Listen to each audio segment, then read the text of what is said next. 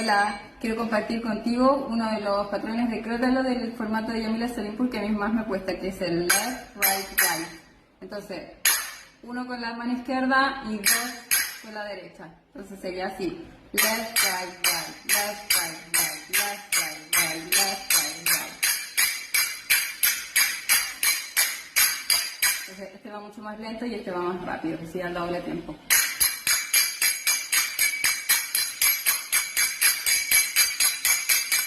Veamos con música para ver cómo suena.